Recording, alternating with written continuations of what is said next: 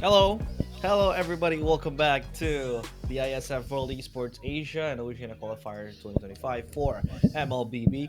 Still with me, Realize, and my amazing partner Kim. We have gone through a break, 30 minutes or less, yeah, and we are primed up and ready to present our second or third match, excuse me, of the day. It is going to be Yeah.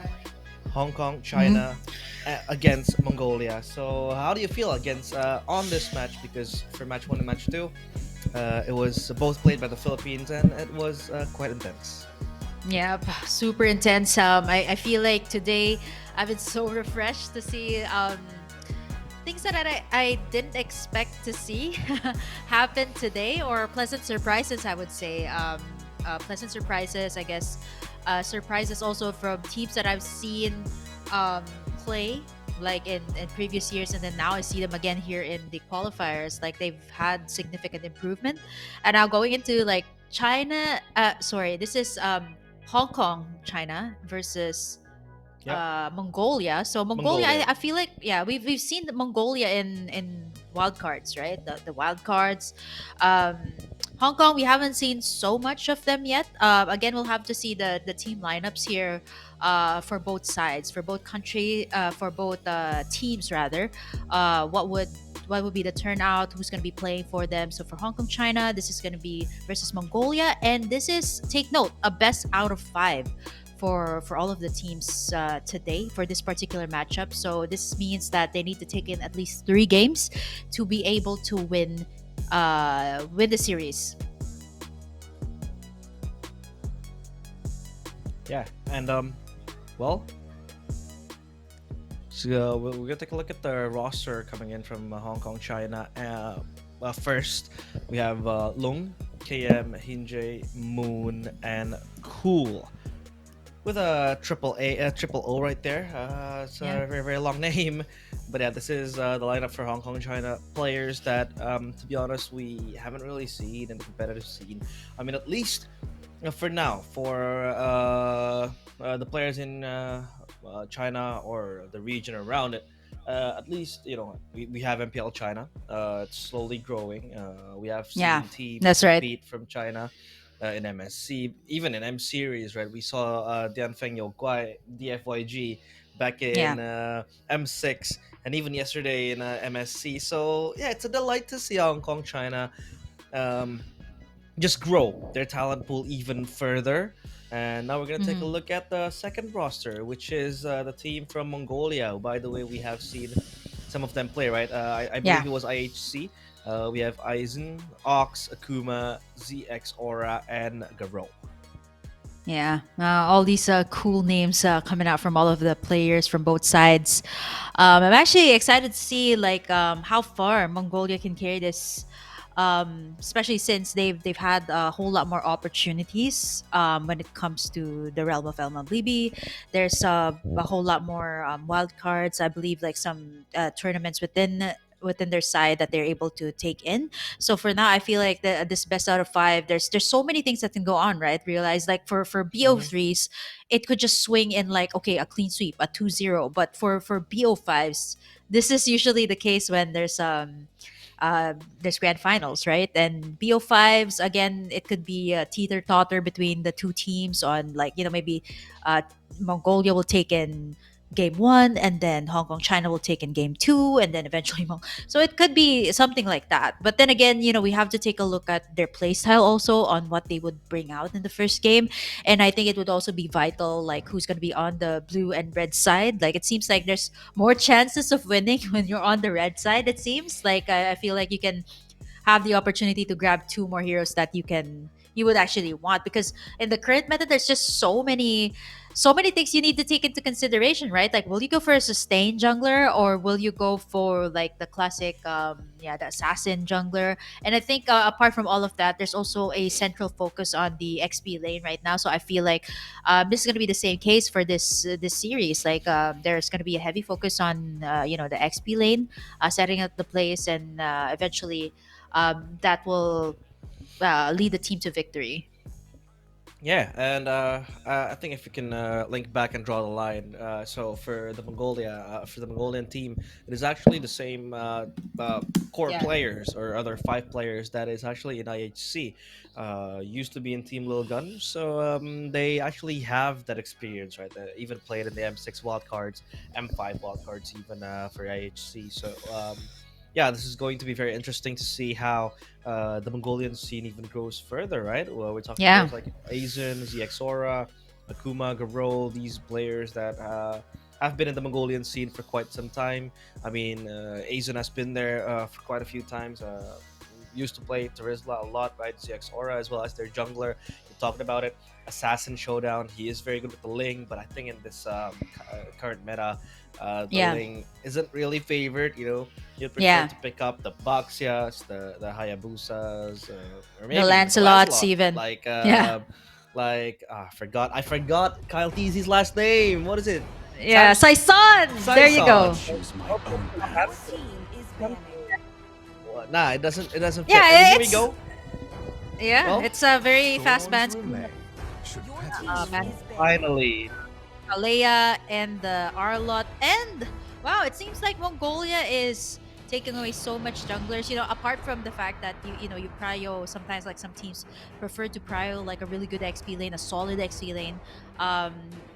It seems like the story right now when it comes to the blue side or the first pick, it seems like the teams always Mhm. centralize on the jungle pick. Like it's always almost 100% pick on the Yisun Shin. So I feel like Mongolia has picked that up. I feel like it's not Your just team a there's two different things realized. Like there's a professional scene meta and there's also like a rank game meta. So I feel like this Yisun Shin kind of transcends into like both sides, like in professional play and even in rank games. It's just really good, even though I know there were adjustments that were made in the recent patch.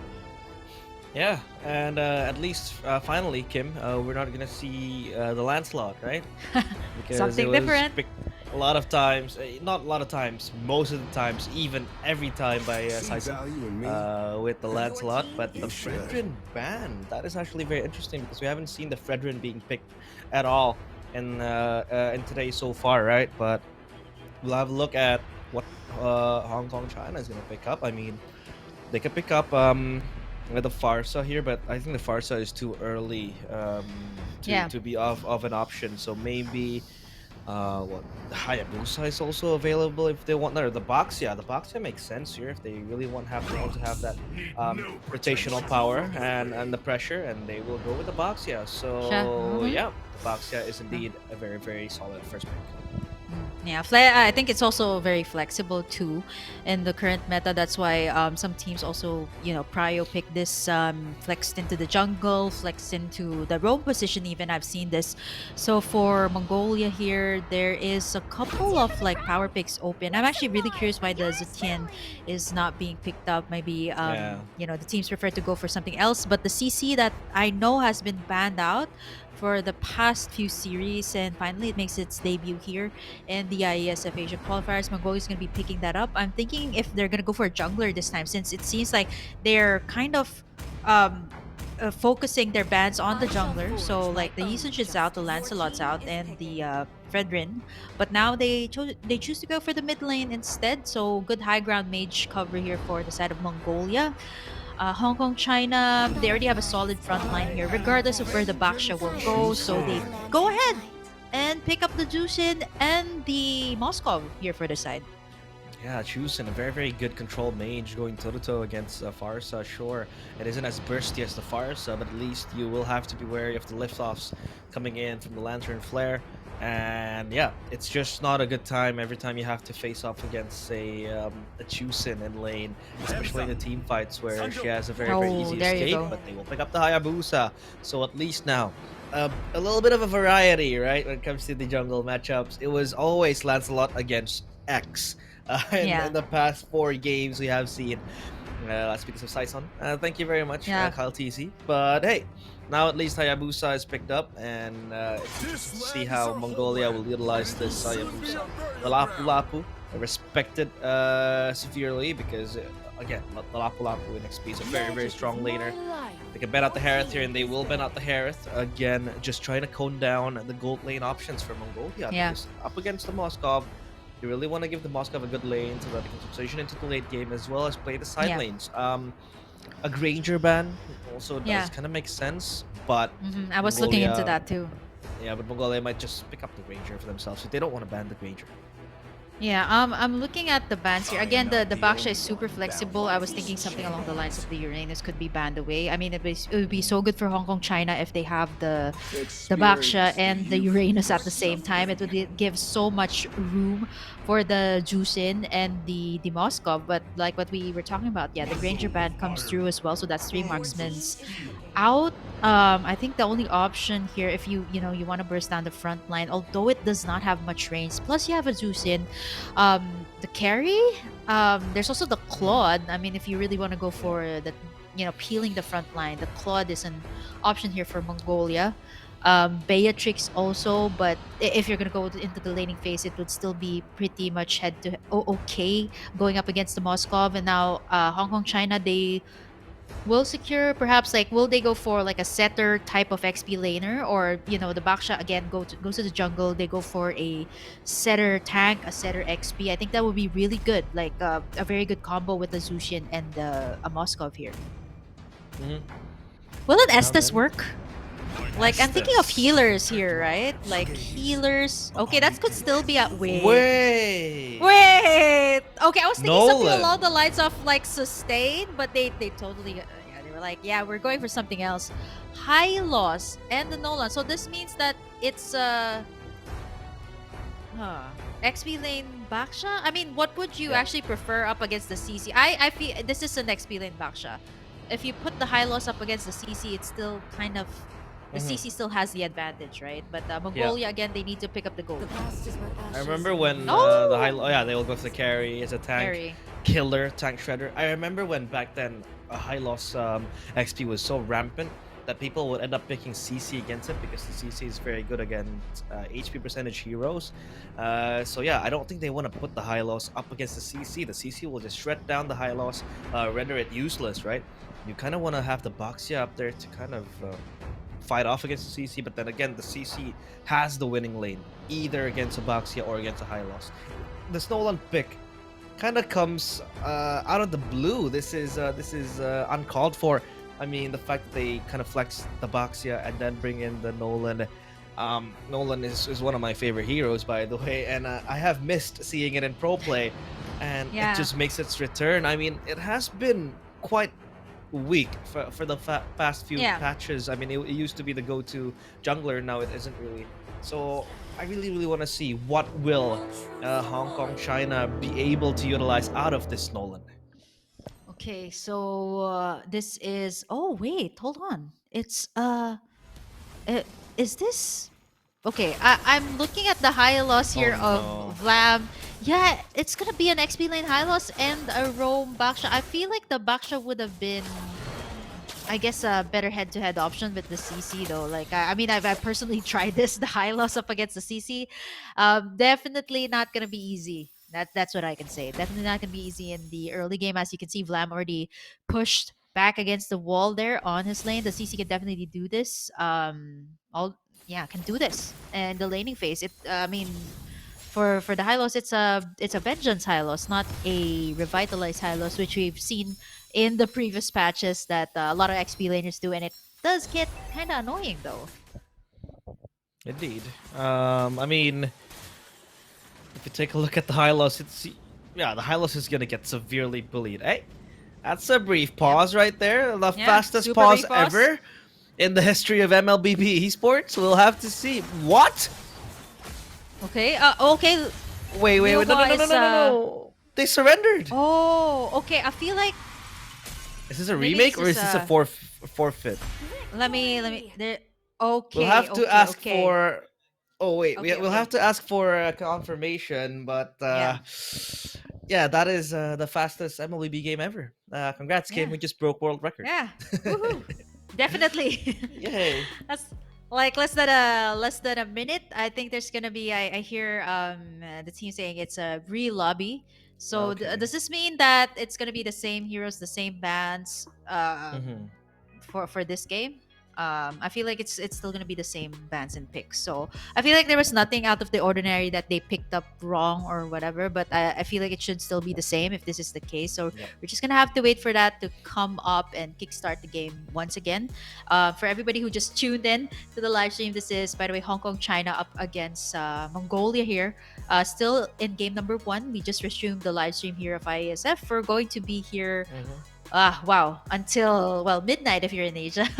So stay tuned. There's a whole lot of MLBB action here. And by the way, for those who have tuned in earlier and who just tuned in right now, this is a best out of five, which means that Ooh. the winning team has to win in at least three games. Yep. MLBB is all over the stream today. It's gonna be a night full of MLBB, so buckle yourselves up. But we don't, we didn't really expect the remake to come through.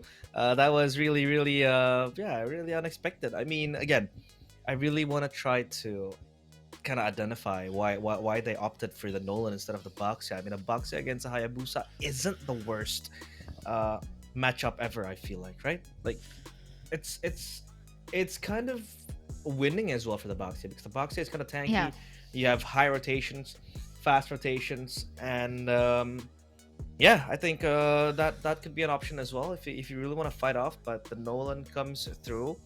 I would want to speculate that it is because of a technical problem that they kind of have to hover around other yeah, heroes. But hey, it's been very fun to see Nolan back competitively, even if it's just it has to be remade, surrender yeah, and all that. But yeah, we can't really say much about the game because it has only been like what, a minute without uh any focal action that has happened in the yeah, map. But putting the high loss up against the CC is not a good idea. I feel like yeah. Not you're very just gonna get optimal. stomped. It's not optimal. The CC shreds you down with the HP percentage passive she has, plus the way she's gonna build into those items that can just shred down the high loss. The high loss will feel like paper. I think it's better to put a Boxia there. Just call for rotations to come in early, and the CC is left to dealt with. But yeah, we didn't see the CC getting banned because the CC in the first four games was heavily respected. So Yeah, that could be a problem as well for Hong Kong China. They have to kind of yeah. respect the CC. I feel like. Yeah, I think at this point, looking at the teams, it's a best out of five. So there's just so many pocket strats that you can pull out from your sleeve, Hmm. especially in a series as long as this, right? Like a BO5, there's so many things that can go up. Either like you want to go for. There's different strategies that you can pull out, right? Like you want to go for fast games. Some teams go up to go for like high snowball junglers like the Fanny, right? They pick it up, make sure that they win the game fast, go straight to the next game, keep up that momentum, and hopefully they win in the entire series, right? But I feel like once the momentum shifts to the other team, like it's gonna be hard to kind of balance that out, right? Like I kind of want to see that from both sides. I feel like both of them have a good idea so far. What they've drafted is it's not too out of the ordinary. Like you've seen these picks come up from time to time. It's just a matter of like how they will use it in the game. And at the same time, I'm also curious, like if it's really like the Nolan for like it was a Nolan last pick, right? So I'm not so sure if it's going to be the same case if we do uh Mlbb. Okay, so yeah, it is actually a complete new draft from both Ah, sides. So okay, okay. okay, complete new Yeah. draft. Let's see if there's going to be anything that they miss out, perhaps like the CC. I feel like that's kind of hard to let go at this point. Like if not the CC, the Fovius, right, or the Lapu Lapu, these and our lot, right, these are like really really S tier type of XP laners that are heavily priored in the draft. Yeah, so we just got confirmation that it is indeed going to be an entirely new draft. Well, I don't really know what's gonna happen and how this is gonna project into the game because again, it means like when these things happen, obviously you don't want these things to happen, right? It's very unfortunate the fact that we have to do a new draft and some of the picks has been shown right to the enemy. I don't think it is going to really kind of be optimal for the players because again the fact that They have Mm-hmm. to redraft again, rethink again of what they're gonna pick up. Maybe some loopholes can be covered because they have seen some flaws popping up in the draft. But Mm-hmm. hey, it is what it is. We do hope that nothing will affect the players. But here we go in the draft again. Hong Kong, China ban out Kalea and Arlet. Meanwhile, for Mongolia, they take out the YSS and the Yisun Shin. The Sun Mm-hmm. Shin heavily respected. Will they ban the Lancelot again here? Because they banned the Lancelot previously and they will ban the Lancelot. I feel like this is going to be fair play for both teams. Sticking up with the same bans. Yeah, I think for Mongolia, there's a heavy respect here on the jungle side. So we've seen the Nolan. I'm not so sure if that's something that Hong Kong China will pick up in for the jungle once again. So it could be again could be a Baksha jungle. I was thinking something along the lines, you know, uh, here for the composition, right? It looks like it's built for sustain, but for Mongolia, I feel like they're gonna go ahead and ban away all of the junglers. I think their last ban last time was a uh the previous time it was a Fredrin. So I feel like if they ban that out, or maybe they want to ban out the Baksha. So it really depends. But I think meta like oh, the Fredrin is open to pick up.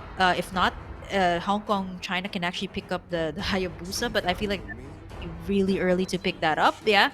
So it's they traded the Baksha for the Fredrin instead, which I feel like it's still kind of fits in the meta. Like I think for a long time the Fredrin rather was kind of out of the meta. Like when they nerfed it, and then the assassins were back, and then now they kind of sort of buffed up like Baksha and Fredrin, so they're kind of back into the meta when it comes to like the utility jungle.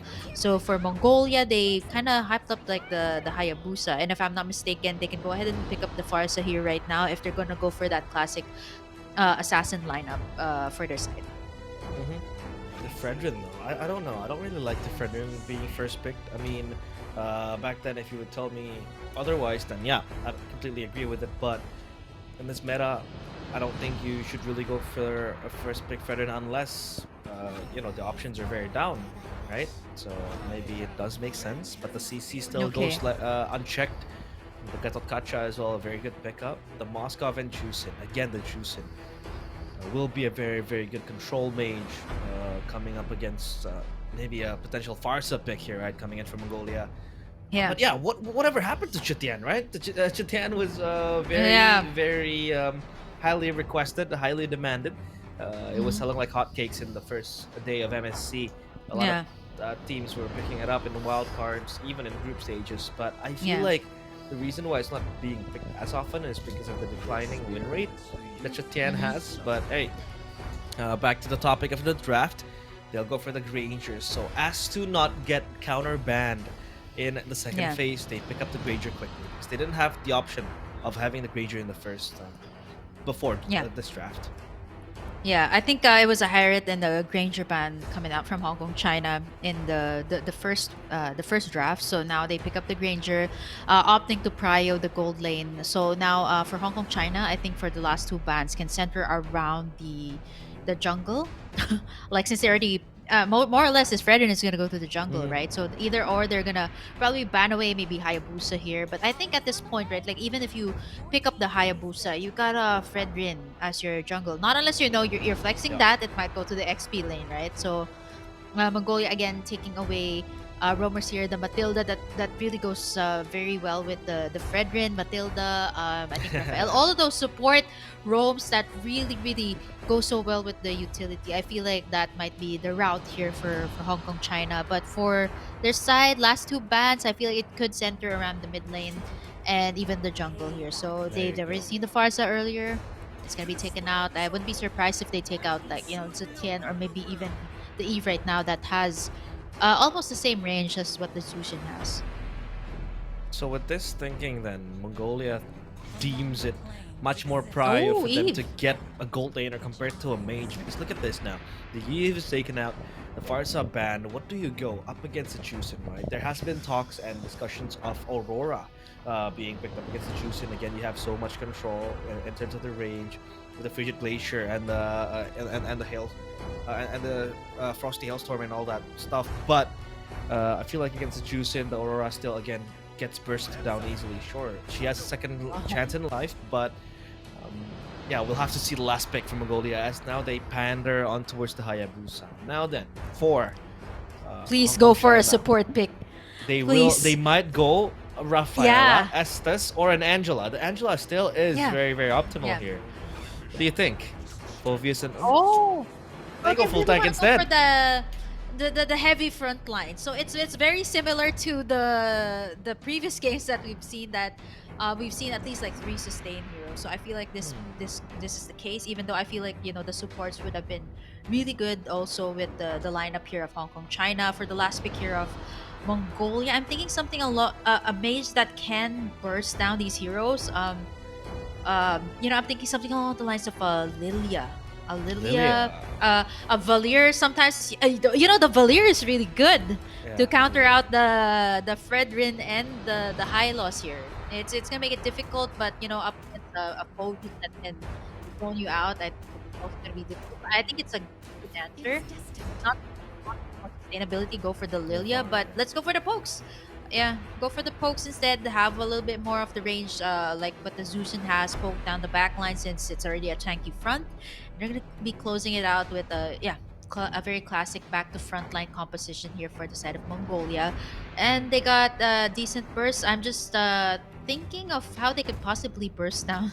Like it's a high. You're talking about a Fredrin, a high loss, and a Phobius at the same time for Hong Kong China. So very very again a solid front line for their side. Just I feel like if the CC is not able to zone down the backlines here of Hong Kong China, I think it's going to be hard for them team fights. But again, this is a team that has played in the wild card, has a ton of experience also. So yeah, it's going to be down to execution here for both sides. I don't know. I don't really like Hong Kong China's draft because number one, it is very defensive. I really want Yeah, a composition that can really make the first move. But second, it feels like they're lacking damage, don't you think? Like it's only Juicin and yeah, Moskov, and then what?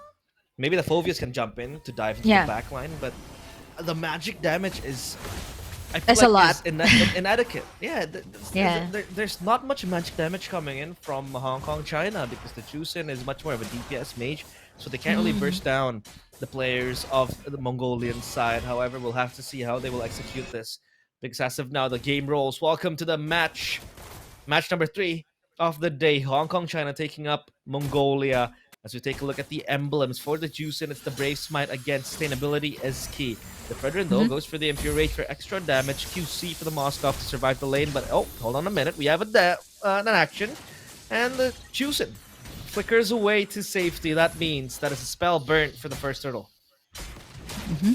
Yeah, spells. I think it's very vital to do that, especially in the early stages of the game. And for the Zushin, I feel like it's understandable that you can be aggressive at the stage. You got a high loss with you. You got a Fredrin to cover you up. So all you can do is just pop in that lantern, just pick everyone up, drag them down. It's a very good early stage. But I feel like the Novaria is picked here to also kind of poke up against the Zushin. And speaking of, that's Oki gonna get taken down there by the Gatat Gacha.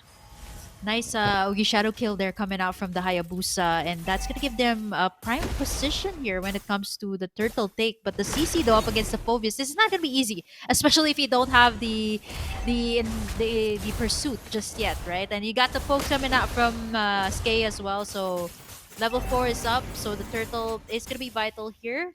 A level head here for the CC, so this should be Mongolia getting in the primal position here to take this objective. There we go. Atan connects with the Astral Echo as well, but in the back line, it's going to be the Hayabusa. Lore gets the turtle, but Sky also stashes a kill. The SOD Oh, misses. The OG to the back is on point. That's going to be the Hylos to lead it as well. Now, though, the Phobia is left alone in this world of hurt. Has to go.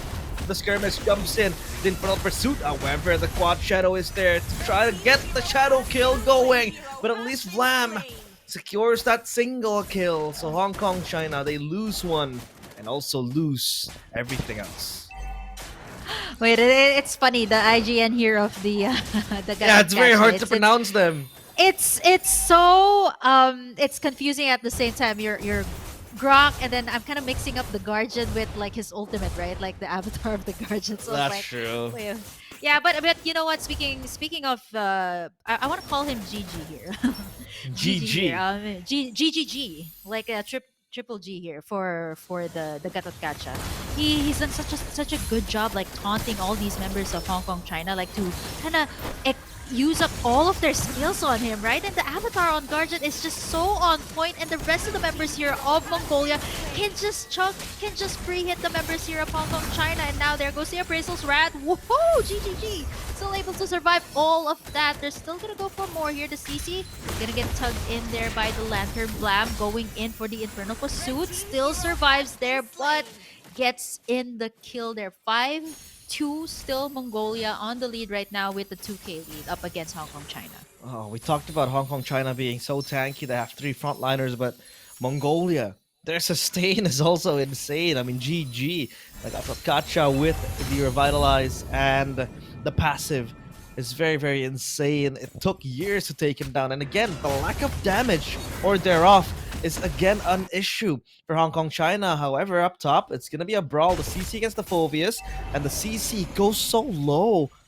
But at least for now, she can survive. Laura comes in quickly. Quad Shadow pop. Shadow kill. Tempted. But no, the Infernal Pursuit popped as well. He's going to go in and go deep. However, Laura forces the flicker from Vlam. And now eyes set on the turtle. It's going to be Hong Kong China finally with a win to their names. Everybody kisses. Goes in with the taunt there. Pizzle Swap doesn't connect. The AOG right in place, right in queue. The Shadow Strike as well. Shadow Kill, excuse me, will go in. And now the fight ensues. Okimoji has to run back with the Crimson Beacon, leaving Everyday Kiss and Moon Love You.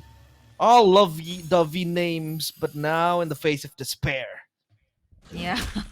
I mean, okay, looking back at the what you said earlier, that this lineup of Hong Kong China is it's really meant to sustain. It's also a little bit more on the defensive side, right? Like if you go for supports, it's more of like yeah, you want to go for the team fight, but this lineup is built to sustain. But then again, there's just so much ultimates that you can bait Whoa. out. Look at that curtain call there by the CC over here in the bottom side. All of the ultimates being expended at GGG. He gets tugged right in with the lantern, but a solo kill also up top there by the CC onto Vlam. And yeah, that's gonna give them an advantage there to push in. At least I feel like they should be able to take in this tower up top, and at the same time, you got the Spear of Destruction up top. Can he actually take down the CC? It's not gonna be enough. They do save the tower. 43 seconds before the second turtle is up.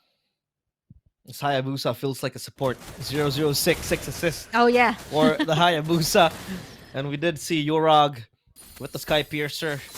Already completed Avatar of the Guardian? AOG. Doesn't connect into the back line. It's going to be Lore taking down so low. But Okimoji still able to survive with the Crimson Beacon. However, up top, it's going to be the CC getting the turret now. They're going to jump in with the Infernal Pursuit on towards GG. Now it's Yorog so low. Lore jumps in to his demise, and the taunt is beautiful.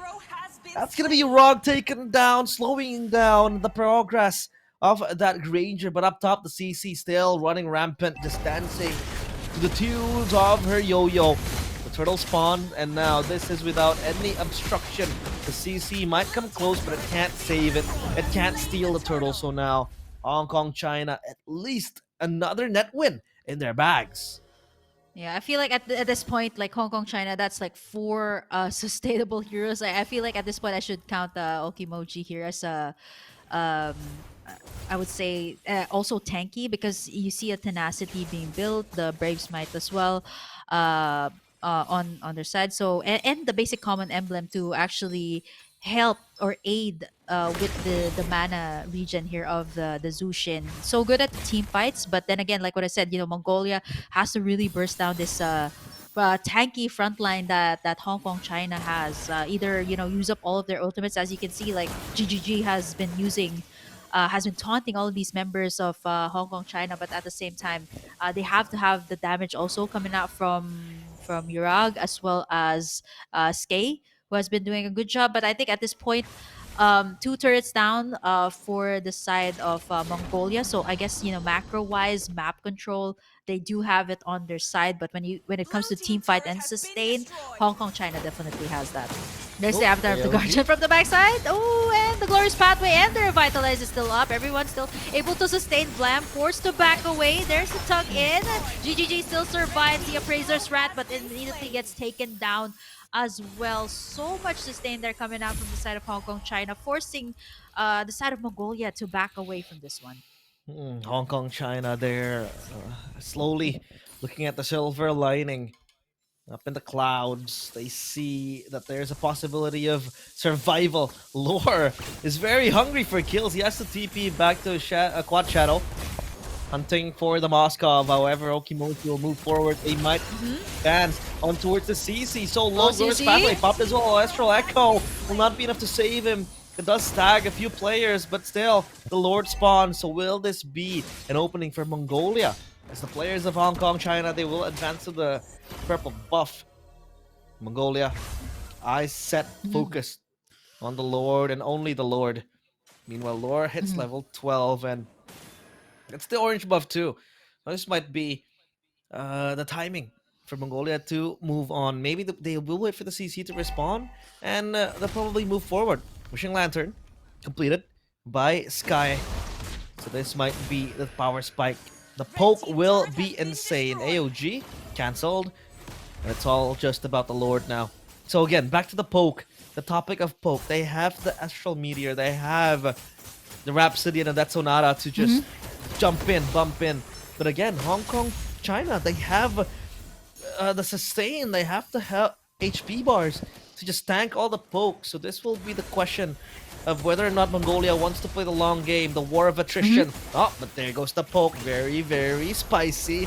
On towards Blam. Avatar of the Connects the AOG is beautiful. Connects onto 2. Shadow kill to the back. Okimoji is still able to survive with the Crimson of Beacon, but in the back, this Everyday Kiss with the taunt, having to save himself with the Moskov in the back with the gun down. Finally taken away by Urag. Triple kill in Mongolia. They get the Lord and 3 kills to their name.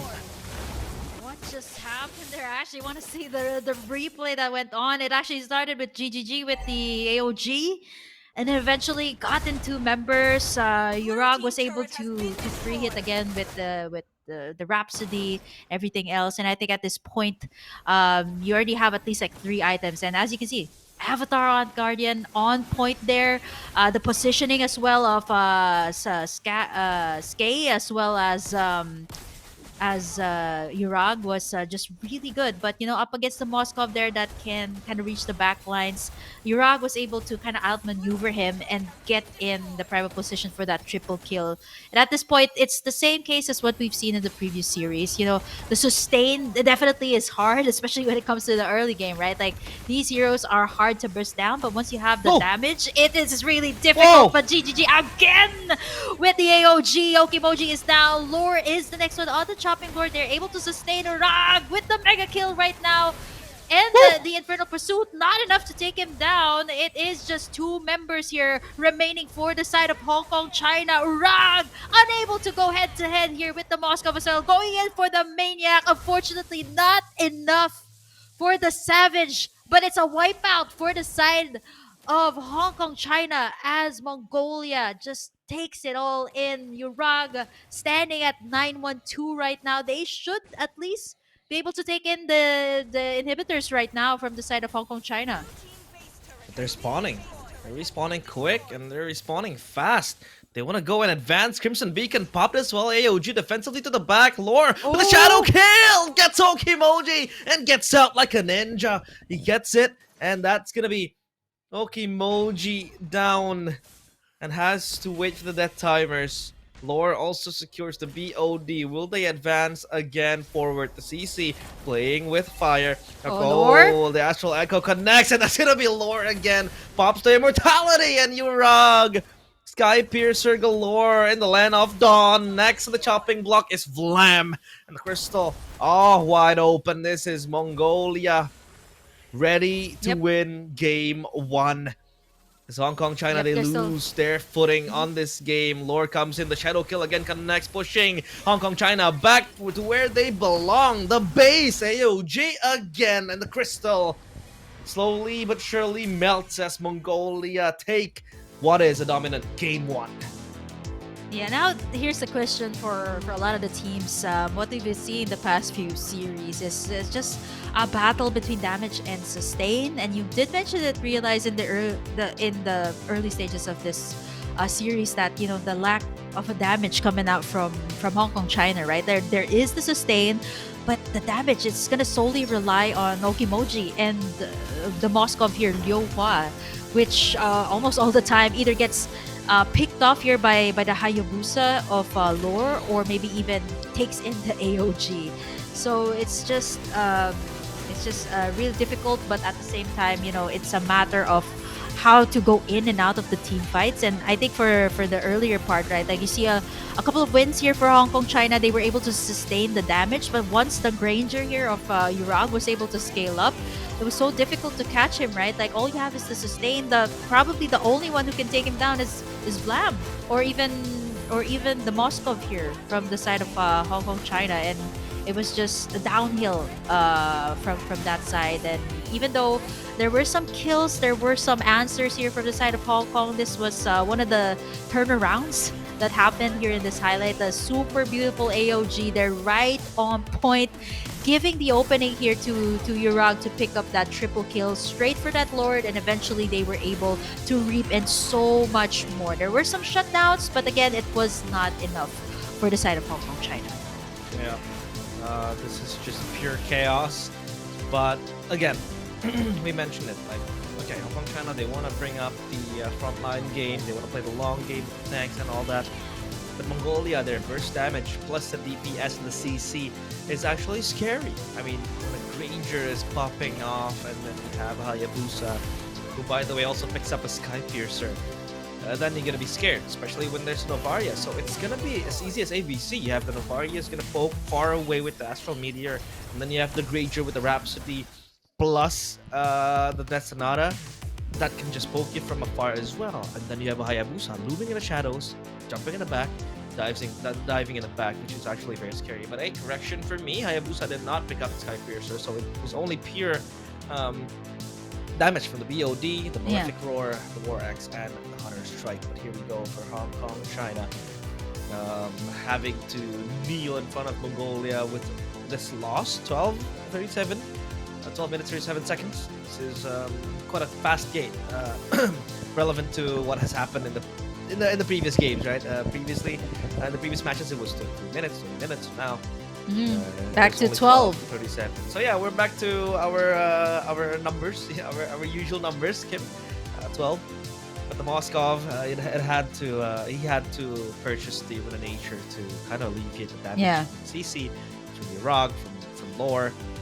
And Vlam wasn't really much of a frontline. I mean, you wanted him to dive too, but when he dives and leaves the backline susceptible. I mean, the high loss was just shredded down by the CC, and then you have a Fredin who is, by the way, also easily shredded down by the CC.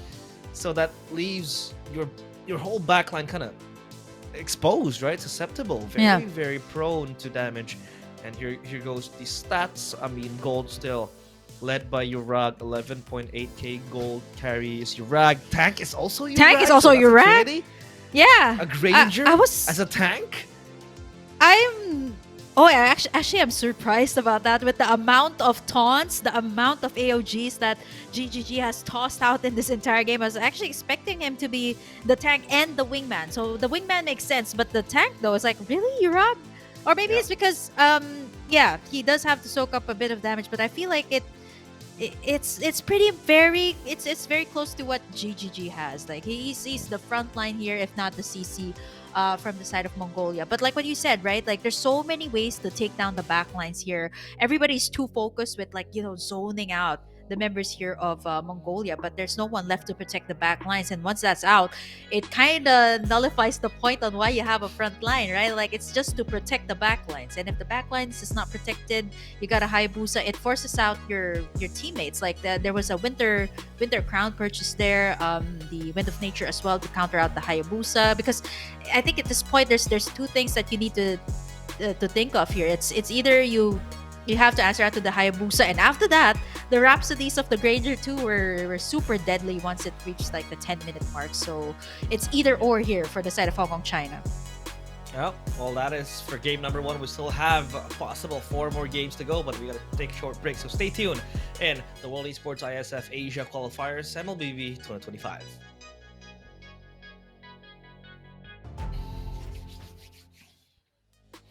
We're Welcome back. back.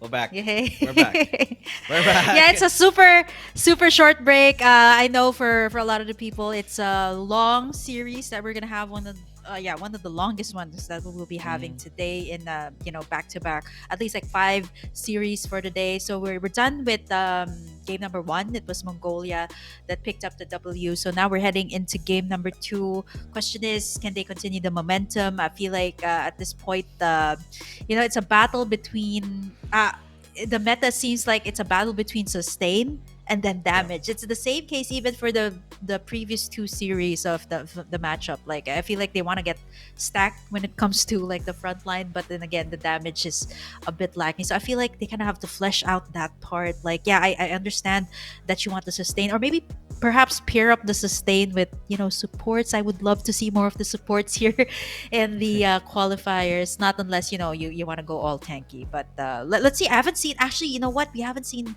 any supports realize. Have you noticed that? It's mostly like setters for the Yeah. past few series. We haven't really seen, proper support, right? We haven't seen the Matildas. I mean, the closest one we can get to a support roam is probably the Rafaela, no? Because Rafaela did get reworked, and there has been great changes for the Rafaela as well. The fact that you can resurrect your teammate right away. So yeah, but here we go for the second draft of the game, or rather the match. Third draft rather, because we had a remake draft. But we'll forget about that. So now Mongolia still up against Hong Kong, China. Mongolia will take on the blue side. They'll pick it up for Oh, themselves. They ban out the YSS.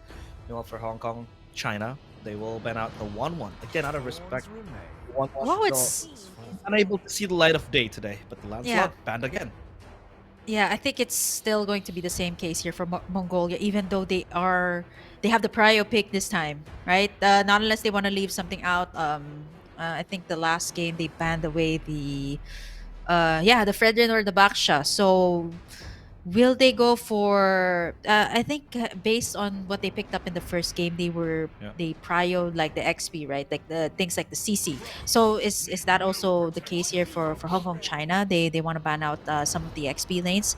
For Mongolia, I feel like they want to have the prio. They want to have a better jungler. Like it seems like the assassin lineup works very well for them. The front to back works very well for them. But for Hong Kong, China, it seems like they want to go for the sustain. I'm not so sure if they kind of want to repeat that kind of lineup here for the second matchup.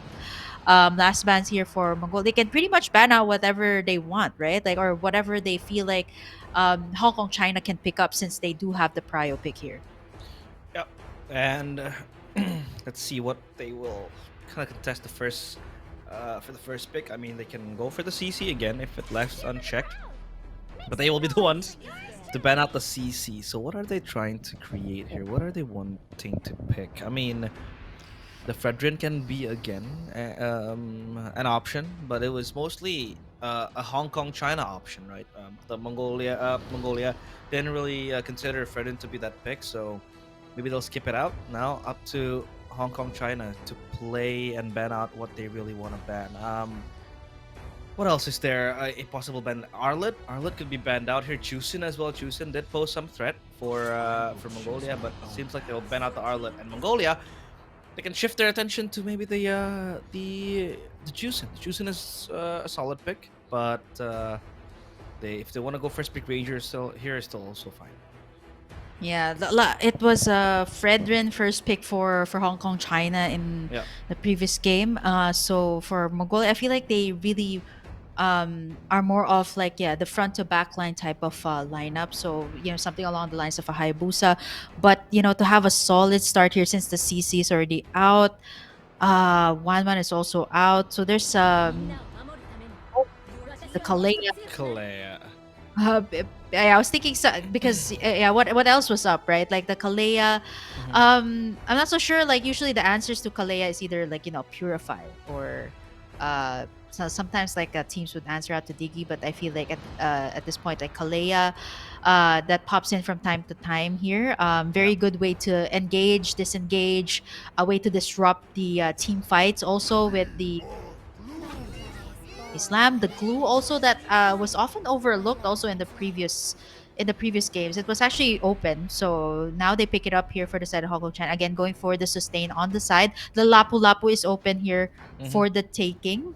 As well for Mongolia to pick up. They can also go ahead and pick up their jungler as well. But then again, there's also the Fredrin here for the side of Hong Kong China to pick up. It seems like they're also comfortable with that pick. We haven't seen much of the glue, right? I mean, we just realized that it exists until today, until this time.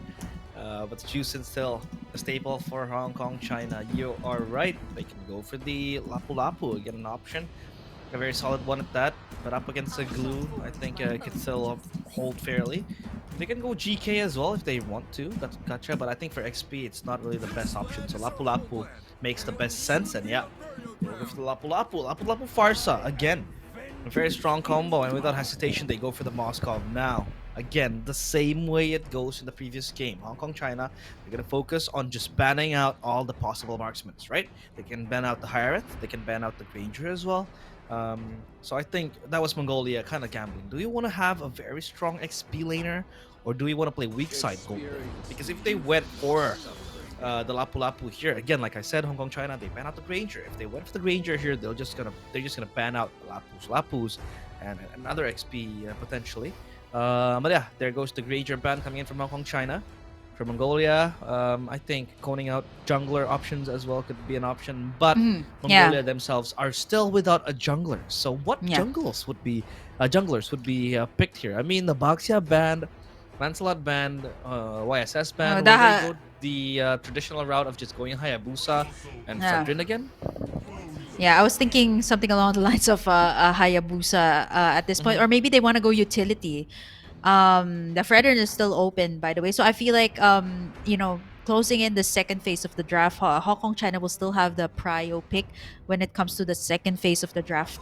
So they can either pick up, if they want to go for sustain, the Fredrin, and like what we said, the next option left here for Mongols to pick up is the Hayabusa. I'm thinking of other as a Ling. Will it?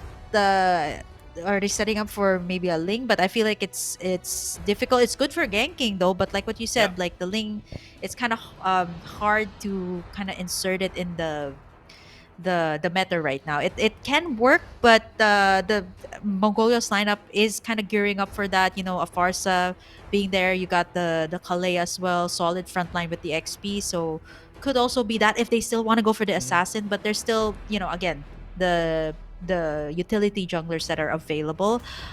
Some teams opt to choose for the joy, but I feel like it's kind of fallen out of the meta again. Very situational pick once again for the teams if ever that does happen.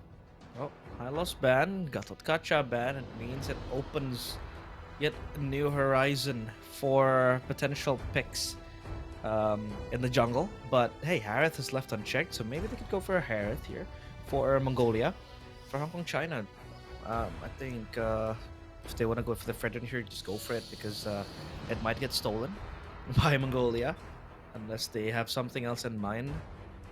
I mean, what else is there, right? It's basically done and dusted. Options are very, very thinning for both sides. So yeah, Hong Kong, China. It makes sense if they want to go for a Fredrin here to have pressure. But hey, Oh, Joy is a pick we completely left out today, even so far in the tournament. But yeah, oh for no. Mongolia, they'll go Fredrin, they'll go for Beatrix. So Kalea Beatrix combo. That is something that is also looming in the shadows. The Bandit Mm. Rage plus the Tsunami Slam combo is going to be very scary. The Joy, though, it is actually contested to a certain degree in MPLID, but today we have completely underlooked this pick. I think aside from Hayabusa, it is one of the go-to assassins that you can really go for in this meta Mm. if you need some sort of magic Burst, yeah. damage burst type of deal. But now then, the robe.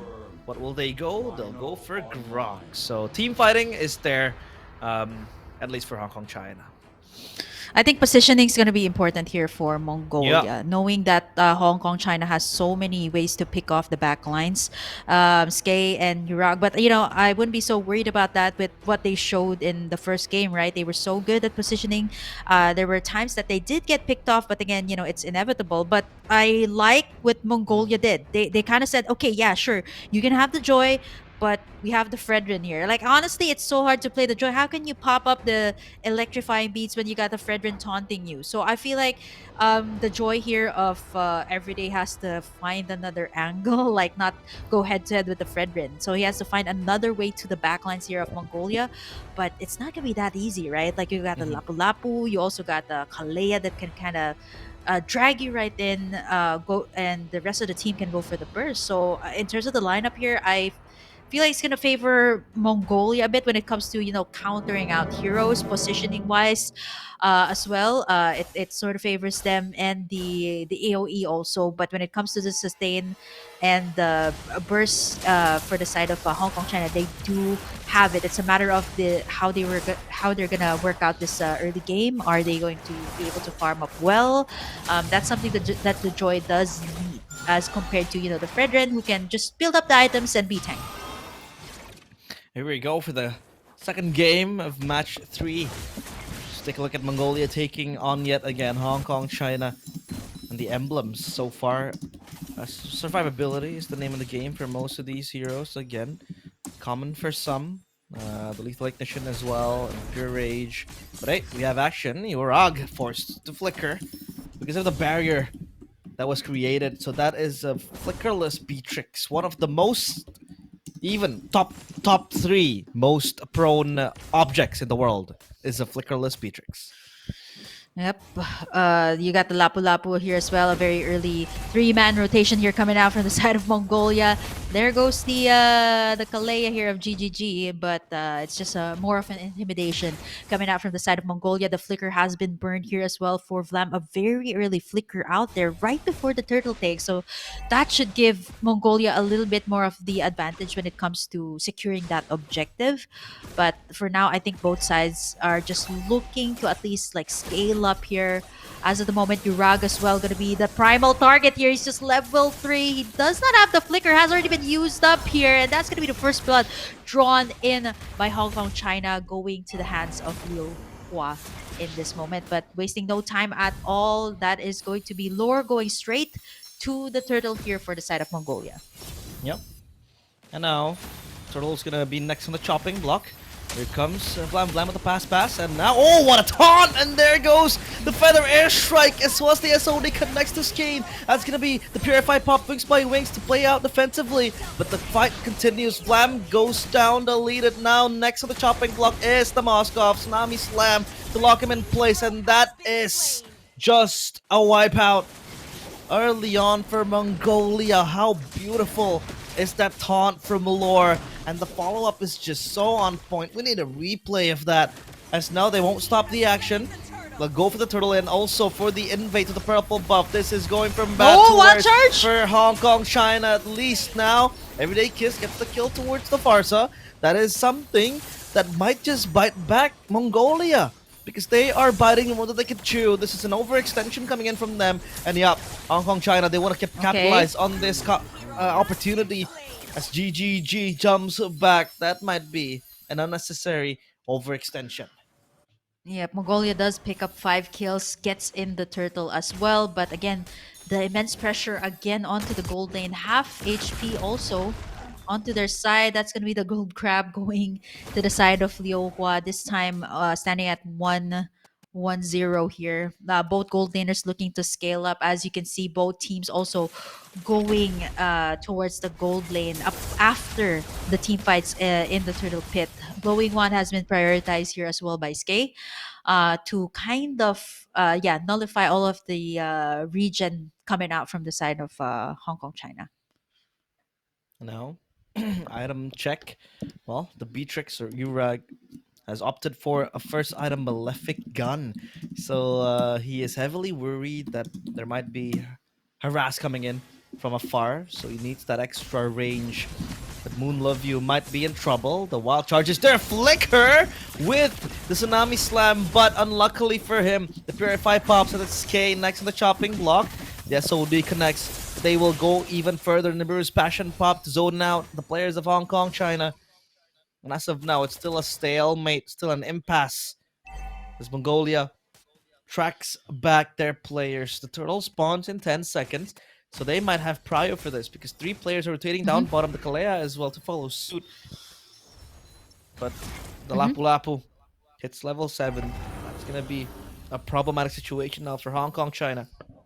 They will send Mhm. most of their players down bottom though. So this might be a turtle brawl we're seeing soon. Mhm. Yeah, Lore going in for the taunt here onto Vlam. He's got the slam and pops in that ultimate. It might actually be Lore. It's really difficult to go up against this. There's the wild charge again No! by Moon Love You. Skay gonna get taken down there, bursted down by the Joy. The Appraiser Rats does The take rock. down the Moskov here. There is still gonna be some sustain coming out from both sides. Lore unable to take down Okimoji Vlam with a slither of HP there. It is going to be a 2-for-1 trade-off here. Skay for the gold lane and Moon Love You go straight to the turtle here for the side of Mongolia, wasting no time at all to secure in the objectives here for the side of Mongolia. Yep, that turtle is going to be scot-free. And all the hands of Mongolia. But again, combo after combos from both sides. For Mongolia, it's the Taunt X, the Feather Airstrike. For Hong Kong, China, they have a lot of options in their tools. And now they want to go for Urag. And Urag is a dead man walking. Gone and deleted. Lore can't really save him. But the Taunt is there. Try to exert damage. But yeah, that's going to be Urag overextending and punished by Hong Kong, China. Waiting for the wild charge, connects onto 2, and GGG has to move back. The barrier disrupts him from moving even further, but at least Surge of Life will be able to heal him up. And now it's going to be GGG having to open up the map and scout for potential angles. Because Hong Kong, China, they're biting back, they're retaliating back. As oh, there Oh, goes Tsunami the Slam there RKO. onto Tsunami Vlam. Slam again towards Vlam, and Vlam pops the split, but he won't be able to save himself. That's gonna be the glue deleted, but up top they get a trade on towards the turret. 2-1-2 also for Everyday Kiss. It's not such a bad KDA considering that, there's a Fredrin, there's also a Kalea here that's looming when it comes to the team fights. And speaking of Kalea, GGG here. Purify still up here for Liuhua or the Moskov. They want to take in this turret up top. They also got the mid lane, so they can at least take in the macro gaming here for the side of Mongolia. Level 8 has been attained. Lore gets blocked in by the barrier as Moon Love You. He is able to sustain though. Able to back away from all of that. 8 kills here for the side of Mongolia, 5 for the side of Hong Kong, China. Just a 2k lead here for Mongolia. Feathered Airstrike has been committed though. Right before the last turtle is up, they're trying to take as much resources as they can as the retribution actually was used there by Lord to pick up that red buff up top. Yep. They'll just try to reposition again. This time, focus again shifts on the turtle. That's gonna be GGG spotted up at the Lantern Flare. Again, a good scouting tool to check the bushes. But they will be relentless. The taunt connects onto Moon Love You. The slam still unfazed, and that's gonna be a free turtle acquired by Mongolia. But up top, again, the Moskov being such a menace. The SOD does land, but it is not wise to take and hitch a ride towards mid. So as of now, they will try to distribute away and just spread out to reset the lanes again and again. As the minions are pushing in Oh, favor there's of the both Tsunami teams, but Slam. there goes the Tsunami Slam out of nowhere. Vlam is slammed, so Yeah. that's gonna be a Tsunami Yeah. Vlam. Tsunami Vlam on Vlam. Yeah, I was like, wow, that totally rhymed without yeah. And there's the ultimate coming out from the Beatrix as well. The taunts from Lore. Again, Mongolia wasting no time. They're committing to all of these team fights that, Hong Kong China knows that they can actually sustain. But there is Oh, Tsunami Slam again onto Everyday Kiss. The Spear of Destruction as well by Liu Hua, but they are not gonna commit for more. They do have the upper hand here for the side of Mongolia. The side lanes are also contained. I think at this point, for Mongolia, the next step is to calmly take down this first lord, at least take down the second tier here for the side of Hong Kong, China. They are in the lead right now, but at the same time, this lead can kind of diminish if you do get like kills on the side here of Hong Kong, China. Very, very good stuff coming in from Mongolia. Again, just forcing Hong Kong China to be reactive when it comes Hmm. to the skirmishes. But Lore wants to move forward. A taunt with the Feather Airstrike and the Bennett reach. The Tsunami Slam layered on top of it as well. And that's gonna be another apocalypse happening. But oh, hold on a minute. There's SOD is there. Here comes the Moskov. Skay with the wings Oh by wings no, 1v1. 1v1? And What? that's gonna be your rack saved by Skay with the pop. And Hong Kong trying to lose their core members. Oh, there's gonna Okay. be an Bravest engage from the fighter, bravest Lapu fighter. Lapu. Jumping in again like a madman, playing out of his goddamn mind. And Hong Kong China, they lose 3. And this turret up top will be next as well, but they shift their focus on the Lord. Yeah, immediately. I really love the responses here coming out from Mongolia, and at the same time, they actually know what to do next after every single team fight. There are, again, W's coming out from Hong Kong, China here, but then again, Mongolia does not forget about the macro gaming here. Is to just secure the objectives. I really love that 2v1 situation. Skay just saved Urag right there with a 1v1 duel up against the Moscow. And look at Wow. that. Speaking of Urag, one ultimate deleted just like that. Everyday Kiss was just trying to make the lanes move, but at this point, right, with the Lord onto the side here of Mongolia, they will be able to sustain here up top. Still a monster kill for the Lapu Lapu here. Up top, Lore able to sustain once again.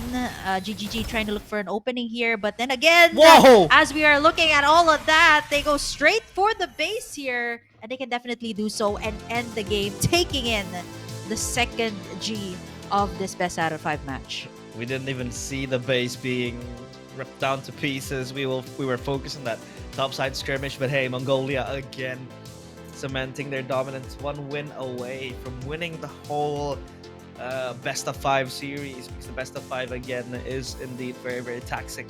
But let's take a look at the highlights here from Mongolia. Earlier on, they had to lose Urag on a very, very well orchestrated dive. And sometimes when the Beatrix has to play from behind, it's not really favorable. But look at this combo coming in, right? A taunt, a slam, the airstrike also on point, and it just turned the way of the war for Mongolia. They had their upper hand after this moment. They followed up even to get more kills, but this was a slight overextension coming in from Mongolia that kind of costed them the early advantage that they had.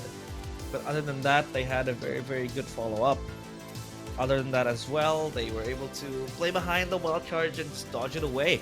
The joy, by the way, was non-existent. So yeah, Mongolia was everywhere around the map.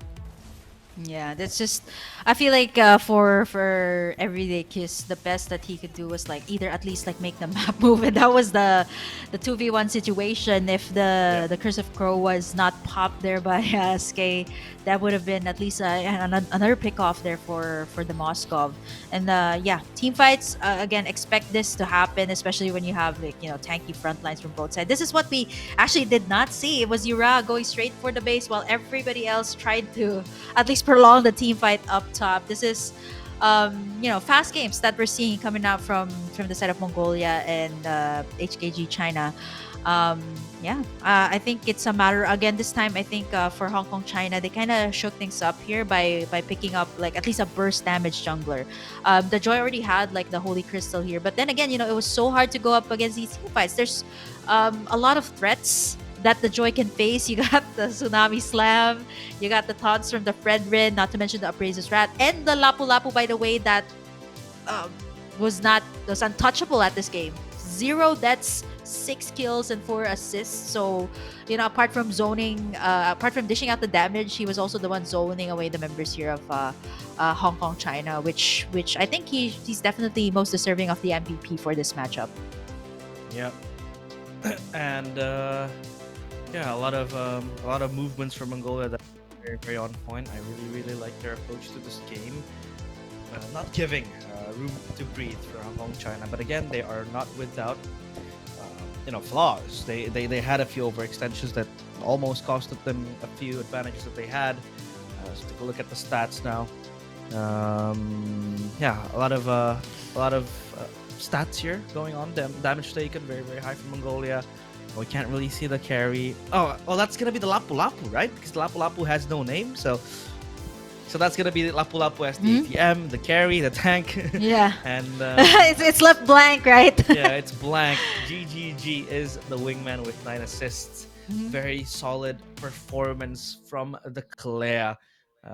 Again with the pickoffs on point.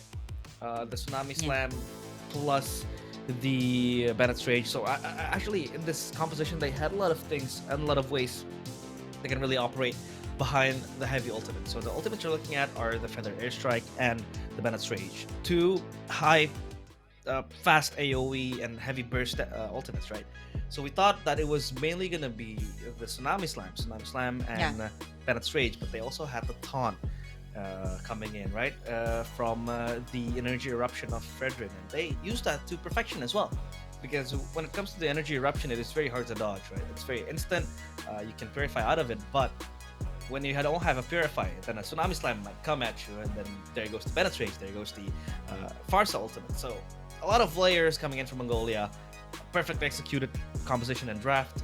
They deserve this 2-0, but we do hope that Hong Kong China can bounce back in game number 3. Yep. It's a BO5 after all, so there's still one more game, one more match point for the side of Mongolia to just take this in with a clean sweep. But let's see if Hong Kong China can actually bounce back from that one. But for now, let's give the teams a breather before we head on into our match point. But don't you guys go away. The ISF Asia qualifiers will be right back with more Mlbb action.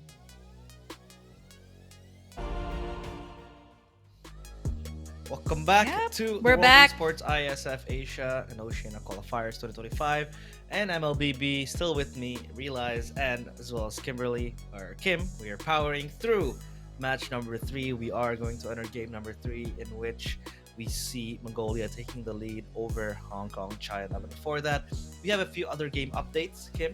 So Brunei Darussalam against Timor-Leste. Brunei Darussalam was able to pick up the win.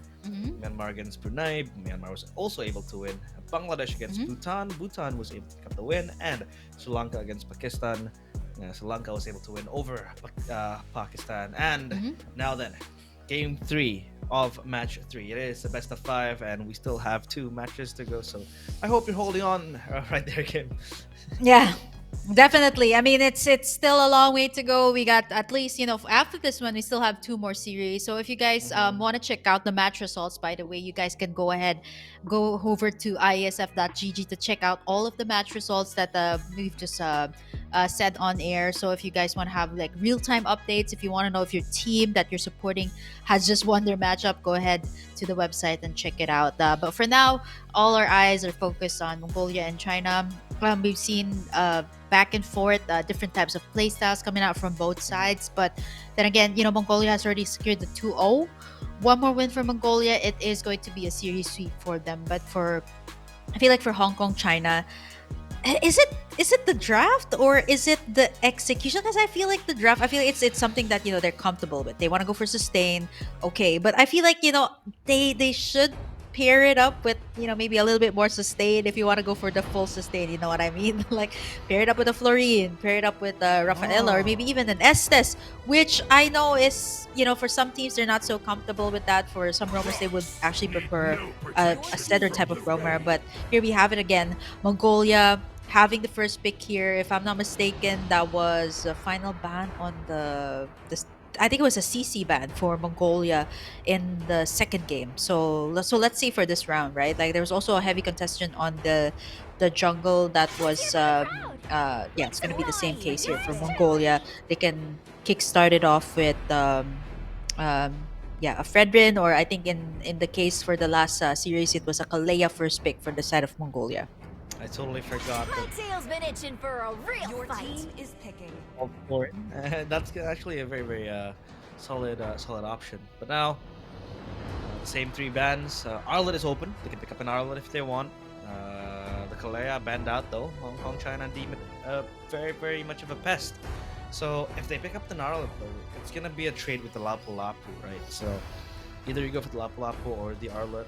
Me personally, I really love the Arlet because you can just go in, go out. Plus you have that quick engage with the final slash that can always win out on the trades. But hey, we'll see. Mongolia, we haven't seen them pick up the Arlet. It's mainly been I'd say the bread and butter for the Yeah. Yeah. of Mr. Flapteasy, Mr. Canon, but we'll see. Mongolia, what will they go for the first pick? They will opt for a Juicing. The So Juicing. snatching that Yeah. away from Hong Kong, China, because this has been the staple pick Yeah, for Hong Kong. staple pick for them. Yeah, Hong Kong China can go for again a mage that can go head to head. You know, sometimes a Novaria that goes head to head with this, a Farsa even to even out the range. But Hong Kong China, there's so much open here right now. You can go for the Arlot, then you can go for perhaps a Hayabusa that Mongolia has picked up. You can go ahead and pick up the jungle. The Fredrin, by the way, is also open if you want to go for that. Such a good combo. Taunts, final slashes. It's not going to be easy to dive right in, but Hong Kong China as well picking up that Gato Kacha for an extra type of setup. So it feels like, I've been talking a lot about the support drones because I use a lot of that. So I think for the team of Hong Kong China, they want to go for, setups after setups. And I think this is a very good layering of skills. So you got the AOG, then you got the final slash. But Mongolia instead going to pick up that Fredrin as well for their side. Will they go for the XP lane pickup as well? Something to match up against the Arlot. The Uranus is still open if they want to go for that sustain. The Lapu Lapu as well, that works so well for the Lapu Lapu in the last game, which was 604 by the way. Let my bullets be the nails And we'll in take a your look coffin. at the pick. That is a Granger with the Fredrin. Very, very strong pick in the jungle as well. And for the Fredrin, we saw what it was able to do in the hands of Mongolia, but this time without Farsa, so yeah, no burst damage compared to the previous draft they had. But Hong Kong China, they can snatch the Farsa for themselves here if they want. Again, a very, very strong pick. Team fight wise, Payback. it really is a laner that fares well against the Chusen, and yeah, they will pick up the Farsa that is going to enable them to have a stronger presence in the team fight. The AOG can jump into a few players, but yeah, Lapu Lapu ban warranted straight away. And now they can take out the Moskov here if they want. A Moskov, a Hereth ban does actually make sense for Mongolia because they can go down the options for that marksman role for the gold laner down bottom later on. If they want to ban out that Moskov, the Hereth makes sense. Another ban that you could consider would be the Hylos. The Hylos is also actually a very, very good ban, especially when Moskov you also. pick up a Juicin, the Granger. Yeah, the Moskov is indeed the ban that I think Mongolia wants to go for. Yeah, the Moskov that was a back-to-back pick for Liuhua or the gold laner here of Hong Kong China. Maybe that's something, force him out on something else. Yeah, like what I said, the Moskov taken out here. I'm thinking something along the lines of Uranus can be used, and the Grok is still open, by the way, for Mongolia to pick up in this game since they do have the Fredrin. So I'm thinking they usually. I actually want to see Grok on a Grok in this game. He's used the Kalea and the Gatotkacha in the previous game, but there you go, the Uranus out. So which means seems like the XP lane matchup. There's the glue, there's the Phovius that's still up for the taking if you want to go for the sustain, and the Hayabusa finally, the final ban here for Mongolia, taking away more jungle options away from the side of Hong Kong China. I'm thinking if they're gonna go for utility here or still go for assassins. I feel like the Joy will be a difficult pickup, especially since there's still a Fredrin here on the side of Mongolia. Oh, Exborg. Wow. Okay, this is very surprising pick. this should be the jungle though.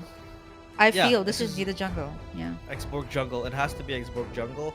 Because Exborg with the Last Insanity has that true damage that can just shred down tanks, and I think that's an answer to this Fredrin, right? The Fredrin shields and a very, very thick HP percentage, I think the export does well against the Fredrin, and we'll have to see if this goes XP or goes jungle. But most Most likely most of the a times, jungle. yeah, most likely it's gonna go jungle, right? This export, and Yeah. then this Arlet is just way too precious in the XP to be sacrificed. Mhm. So Gatot Kacha, roam, export jungle, Arlet, XP, which means that they There might you go for finally. Paquito, Grok, Grok playing Grok. Okay, now then Yeah, I for like that. Hong Kong China, they Finally. have to go Harith here because they're lacking magic damage. Harith makes sense, Mhm. but if they don't want to go Harith, you can go what a carry makes sense too if you want. You need to There's be the mobile. threat of the Paquito though. There's a threat of the Paquito here That's true. for Mongolia, especially if you can pull off those bush plays, go in for the knock-up strike, and yeah, they go for a bit more mobile when it comes to the marksman. You definitely need a lot of in and out. So I see that this lineup of Hong Kong China right now is a bit more on the sustainability, more of escaping team fights. You got the wings by wings. You also can have the last insanity to escape all of the team fights that you don't want to be in. I just want to say though that the Exporg is usually the answer when all of the assassins are out, all of the utilities are out, then that's the next best option. You just go for the Exporg. It's really good. I mean, you got the immortality, you also got the Firaga armor, so there's just a lot of layers that you need to take out before you can finally take down the Exporg. It's also very good when it comes to team fights. Like you pop in the last insanity, it's enough for heroes to kind of use in their battle spells like flicker out, sprint out, even to escape that ultimate. So I want to see how this pans out. Actually, this is one of the heroes that has been buffed in the recent patch because of the Metro Zero skin. So I hope it plays out well here for the side of Hong Kong China. But then again, you got two tanky lineups here. You got the setup plays from the Grok. So it's a matter of who's going to be a bit more aggressive when it comes to the team fights. The final slash of the Arlot will also be a key here when it comes to these team fights. The Metro Zero skills. Now that you mention it, I haven't touched my gotcha button at all, so I might as well just log in later on and try to gotcha the skin. But yeah, so the skin it has been buffed to a certain degree, but here goes the emblems. As usual, the Xborg opts for much more of a defensive approach Yeah, here. So the yeah, tank. again, defense adds more tankiness as well, but he will still bring up that season hunter to ease off rotations and just farm quickly, right? As that jungle, because export again needs that clear, but oh, here goes the pressure from the Grok and the Chusin. Again, early on, very scary. A liftoff might happen here, but there goes Lore with the taunt, and there goes Okimoji deleted. First blood for Lore. Yep, the taunts, the barriers here from the Grox, definitely lethal once he got you cornered, but that's a level ahead here for Everyday Kiss. So reaching that level 4 power spike first before Lore, although he did get the first blood, so that should be a very good start here for Mongolia. 17 seconds before the first turtle is up, the Paquito already positioning himself over towards that side, and the Iritel as well. It's the sprint has already been used, by the way, so there's only the second skill out. But looking at this again, the brawl on the mid side, you can definitely keep on doing this as the appraisers right again. Okimoji getting the brunt of the damage, and straight towards the turtle Mongolia goes, and the rest of the team, Hong Kong China. There's the last insanity still available there, but the knock-up strike, last insanity still up, and Everyday Kiss is gonna be picking up that turtle for the side of Hong Kong China. The Firaga armor is down, so Lore gonna go in for the taunt. Grok here gonna be able to get punished by the side here of Hong Kong China. Two pickoffs right after the turtle take. Rug a little bit too late to the party, but for Hong Kong China, that is the best that they can take right after that, fighting back up against Mongolia. Finally, Hong Kong, China are looking very much alive after two grueling games that they have to go through. But the Airtel is under pressure. Up top, he's gonna get deleted and gone in the hands of Sky. That is a problematic situation now because the Airtel really needs to snowball, and the Granger will have even much more freedom to just farm up a storm. Let's take a look at the items. Still, with the warrior boots for the Earthal, needs that physical defense, but hey, this is Yep. not so good. KM KM. might just be Oh, deleted that's here. The me. Arlet will be very Oh much no. pressured. There goes the Crimson Beacon onto the Lantern Flare. So KM, not Kimberly Mass, will Yeah, die. definitely not me. Not Yeah, you. that's a super tough XP lane. They're gonna have to get in all of the gold plating there. It's gonna be mirrored here up top as well for the side of Mongolia. Everyday kiss for members here of Hong Kong, China, trying to corner this space of the map, but they should be able to take down the bottom lane. So that's gonna be a turret towards the side here of Mongolia. Again, map control is super important for both sides, especially if you want to get in all of these neutral objectives. Turret takedowns is definitely the way to go. Here comes the Erythal up top again. Just trying to farm. Yet again, the focus shifts on towards Mlbb. Was able to pull out 4 players with him. Turtle is spawned, so the prio shifting. But there was a recall from Okimoji. It means that this turtle is up for the taking. Dashing in towards Lore. Lore is not interested to take that skirmish. All he has in his mind is that turtle is this neutral objective. The Paquito still yet to make waves. Still yet to make an instant impact. But we know how scary a Paquito can be once it hits the later stages of the game, especially when you have a Paquito that can side lane pressure easily. That could just be the end of Hong Kong, China through a possible backdoor potentially. But now, Mhm. Mongolia, they have the brute force Mhm. breastplate in the hands of Lore. Pressured again. Yep. Crimson Beacon popped and the Lantern Flare cancelled at the last minute. So Grok still yet to pop the wild charge, but the pressure Oh. from the Granger is real. Urag Yep. unable to get the kill, but Moon Love You still zoned out, and now they're gonna recycle Oh, this. there's a The barrier. barrier still very disruptive. Back to square one. 4-3 still. Mongolia pressure up top. Yep. I think what's also difficult here is that all the lanes are moving here for the side of Mongolia, right? Like while all that team fight is happening, lanes are moving here for the side of Mongolia. One by one, the turrets are going down. As you can see, the side lanes are favoring the side here of Mongolia as KM deleted by the knockup strike, and now it's gonna be Lore soaking up all of the damage. Last Insanity not available. Oh, there you go. Sneaking up right on Kyusuke, still able to survive with a sliver of health, but not for long as Everyday Kiss denies him of that. Level 8 has been reached here as well. So that's actually a level ahead here for for Everyday Kiss onto this export, right? Like 1 level ahead up against Lore. The standing is still good, but again, the turrets, look at the knockup strike coming out from the Paquito. It's just too much to deal with as Okimoji again just not having a really good day here up against the side of HKG. Grok running for his dear life. Does not have the flicker out just yet. No last insanity available for now. But look at Urag there on top. Just making the lanes work Oh as the no. extended team fight again by KM. Trying to go for the finals as he does. But it's a futile attempt. It is going to be still Mongolia winning that one. Look at the layer of CC that Mongolia is able to just exert, right? You have that Lantern Flare plus the Grok with a few, stuns here and there, and then you have Lore with the taunt as well. It just makes it impossible for someone from Hong Kong, China, once they're trapped into that CC to get out. But now they go for the concealed play. The Irithel under pressure. Where do you want to go? The wild charge connects no. with the Irithel. Still able to Oh, run, and the but barrier. the barrier is beautiful, Nowhere to blocking go. their way.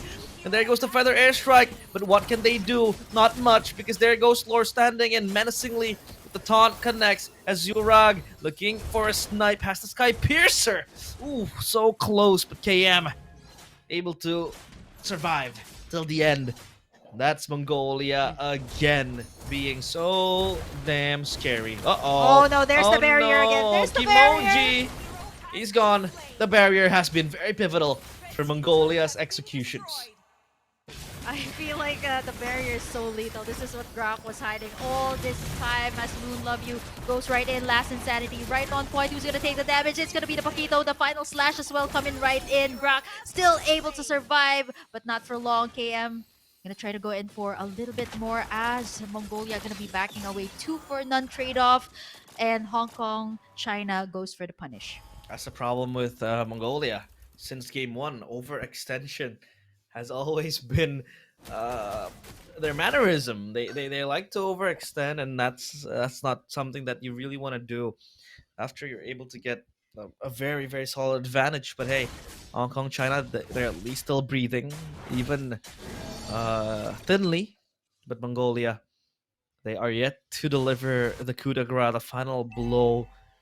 But as of now, no, your rag is just gonna grow stronger by the minute. The later the game goes, the stronger the Paquito becomes. That side lane will be activated, but Lore in the middle will try to taunt. But meanwhile, there's a fight in the jungle, a rumble in the jungle. Here comes the wall charge, connects up to 2. KM wants to jump in with a vengeance.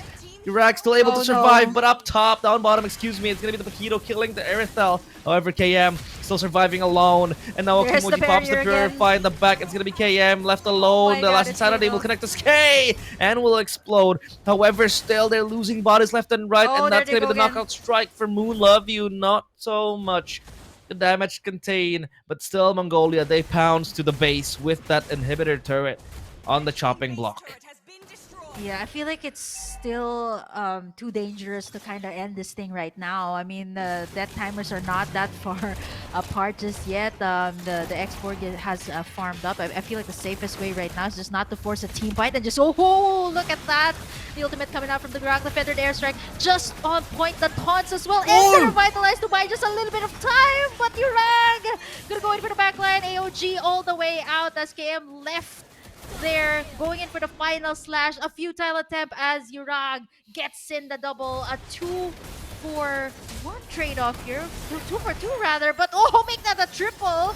Going in for the Maniac here with denied from Savage. Urag earlier on. Will it be a Maniac? Savage! A Maniac pops in, and now it's going to be a Savage. The last Insanity has been used. No Immortalities just Oh, no! yet. Urag has been shut down, though. A double kill picked up here by the export, but finally Skay goes in for the kill. A wipeout here for the side, an almost wipeout for Mongolia, but Liuhua just saves the day here for the side of Hong Kong, China. We have 2 failed Savages today. It was earlier Rikitano with that Moskov hold, and now is Urag with that Maniac. KM, what are you doing here? That's gonna be fine. I thought it was gonna get caught I don't upon. know, I'm and just casting. Paquito. I'm just casting here. Ah, kidding. yeah, that's I'm true. kidding. You're just casting. Yeah, Yeah. my bad. My bad for Just chastising casting. you. Yeah, But it's yeah. okay. I mean, the KM, as in KM, the XP laner here of Hong Kong, China. It's just really hard, right? You want to go in for the final slash, but woohoo, Paquito. Just 4-man trying to take him down. 18-14 Oh, the is barrier. the score. The barrier's up. Yeah, they definitely know 4 members are there, but how do they stop them though? They got a Feather in, and there goes Lore going in to soak Wall up the charge. damage. Urag gonna do his Boom! very best. Gets in the pick off there onto KM. Mlbb is gonna be the next one. A double kill picked up. Will it finally be a Maniac? A triple kill once again. This here is for it? Urag going in for the Maniac. Savage! And now a Savage has been denied earlier. The Winter Crown to buy in a bit of time, but it's still not enough.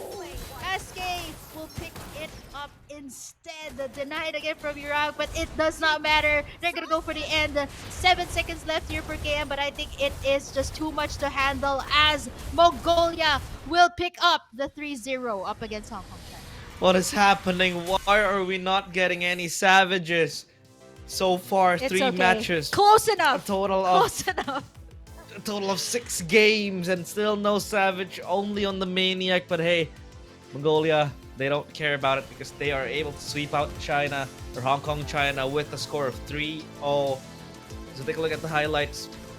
Very strong showing from the Fredrin, from Lore, from Grok as well. The wild charges has been very, very sharp. And the Arlet pick, I feel like it did not deliver as how we would expect it to be. Because again, the Arlet pick would argue that it is a very, very strong enabler. The final slash is able to be a lane bully too. But so far, we haven't really seen the impact being brought upon by the Arlet. Meanwhile, it's your rag just falling and dropping bodies left and right. Naokimoji with the Farsa wasn't able to really synchronize the combos, and the export wasn't really the answer to the Fredrin, because the Fredrin was able to weather the storm and just push on through. Layers of damage being brought upon him. So Hong Kong, China, they are yet again stumbled. But what a game, to be honest, from Mongolia. Back and forth. The Paquito sometimes was indeed overestimating his own power, but hey, you need a reality check sometimes, and it was given by Hong Kong, China.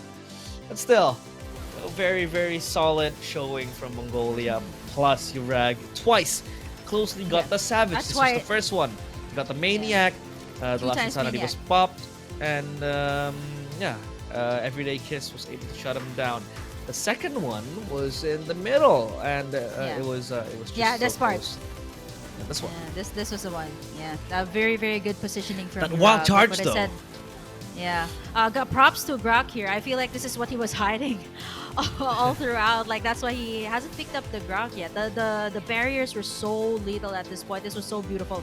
The Winter Crown. I actually thought he would have gotten it. He dashed out there. But of course, you know what? It doesn't matter. It's a team fight game. All you need to do is just take in the base, and it's over. Close enough. Two maniacs that we've seen today, and this is just the first day of the IESF Asia qualifier. So take a look at this. It's I would say a standard game. 12 minutes into the game. Still Urag with the most pickoffs here. I have to give it to Brock here in this game. 14 assists. I would have to say he's the underrated MVP for this matchup. The barriers, the wild charges were just on point here for the side of Mongolia, which really made it hard for Hong Kong China to kind of bite back after the wild charge was committed, right? Like even though they do have a solid front line, there's just no answer to the wild charge. And like what I said, positioning from Skay and Urag was going to be really crucial here for the side of Mongolia, and they did it so well. Like there was only one death here for Urag, four for the Zushin here of Skay, which is kind of understandable because most of the time you would need to kind of go near the opponent to be able to pop in your ultimate. But overall, I think it was a very good showing of what Hong Kong China could actually um, have accomplished. But then again, they fell short up against Mongolia. They can only be one victor in every matchup, and in this BO5, it's going to be Mongolia taking it with a clean sweep. And looking at this, I think it's again ATM, carry, tank. It's all Urag for this game. Two times Maniac, a Winter Crown play there just to save the day. And again, ultimately, it was all about the W here for Mongolia, and they did so well. But for Hong Kong China, they did put up a fight here up against Mongolia. So GG to them, nice try. So hopefully, we'll see them come back stronger. Yeah, hopefully they will come back stronger. But yeah, Mongolia just spreading terror left and right. I mean, how do you even go as a tank, as a ranger, with most of the damage absorbed to you? But yeah, Mongolia looking like one of the stronger teams here in World Esports ISF Asia and Oceania Qualifiers 2025. So I can't wait to see them fare off against the Philippines, fare off against other strong teams as well, like Myanmar. Myanmar is actually a very solid force to be reckoned with too. So yeah, that is interesting to see. But hey, that is our first best of 5 here for today, and the only best of 5 in which we saw Mongolia just run it over with a 3-0 scoreline against Hong Kong China. We still have 2 more matches to go, in which these matches are very, very, I'd say, exotic, because these are matches that will come from the lesser regions in Mlbb. Right? We have Kazakhstan against Uzbekistan, and we have Jordan against Oman, in which these are matches that might surprise sight us and bring spotlight and surprise us with maybe young promising talents that has been undiscovered so far. So yeah, we'll have to see it later, because these regions are yet to show their facts onto the global stage of the Mlbb circuit. So we do hope that we might discover a few talents here and there. But so far, 3 matches. How are you feeling, Kim? You're still holding on? Yeah. Still holding on. I mean, I heard today was gonna be a long day, and I'm definitely geared up for it. I got my snacks here on the side where we're having a break. I got my water Ah. here, so I'm all good. I hope you're all good on your side. And for everyone who's watching, though, if you guys want to catch up on the matches, again, it's on iesf.gg. If you guys want to have some updates on the offline matches as well, but we're gonna have the last two matches. It's still gonna be well, it's gonna be a BO3 this time, so don't miss out. There's gonna be a whole lot more MLBB action. This is Kim, and realize we're going to be right back after this break on the ISF Asia qualifiers. See you guys in a bit.